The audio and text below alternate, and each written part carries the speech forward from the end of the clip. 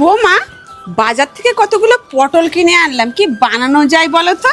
তাহলে মা আজ বানানো যাক পটল পোস্ত। প্রথমে পটলের খোসাগুলোকে পরিষ্কার করে ছাড়িয়ে নেব।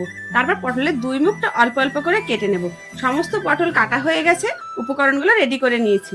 এবার মিক্সির মধ্যে সাদা সর্ষে, পোস্ত, কাঁচা লঙ্কা দিয়ে পেস্ট তৈরি করে নেব। এবারে কড়াইতে পরিমাণ মতন সর্ষের তেল দিয়ে দিলাম। তেলটা ভালো মতন গরম হয়ে এলেই ছাড়িয়ে রাখা সমস্ত পটলগুলো তেলের মধ্যে একে একে দিয়ে দিলাম। তারপরে পরিমাণ মতন লবণ আর সামান্য একটু হলুদ দিয়ে সমস্ত পটলগুলো ভালো করে ভেজে একটা পাত্রের মধ্যে তুলে নেব।